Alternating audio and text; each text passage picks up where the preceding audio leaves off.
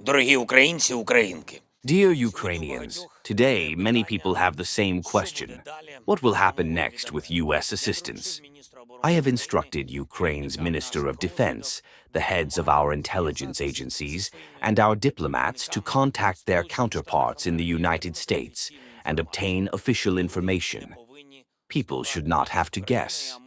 Ukraine and America deserve a respectful dialogue and a clear position from one another, especially when it comes to protecting lives during a full-scale war.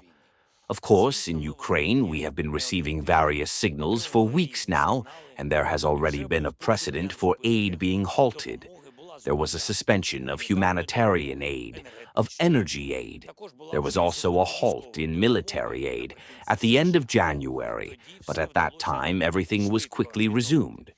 We saw the risks. Therefore, our agencies, both military and special services, managed to develop action algorithms for any developments in the situation. This is not 2022 anymore. Our resilience is stronger now. We have the means to defend ourselves. But for us, maintaining normal, partnership-based relations with America is essential to bringing the war to a real end. None of us wants an endless war. Ukraine will always be grateful to the U.S. for all the support that has been and is being provided, and which is working to preserve the now rather fragile foundations of security in Europe. After all, this is not just about our country, it is about everyone in Europe. We seek constructive cooperation, partnership-based relations. We can only regret what happened at the White House instead of our negotiations.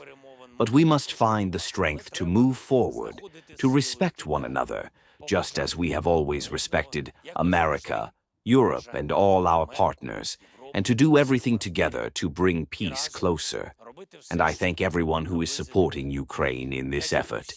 Today, I have already spoken with the President of Finland, the Prime Minister of the United Kingdom, the Prime Minister of Greece, the Prime Minister of Croatia, the NATO Secretary-General, and the leader of Germany's CDU party, Friedrich Merz, the very party that won the recent Bundestag elections.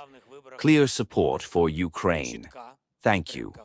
There is very important news from the European Commission about significant funds for Europe's defense.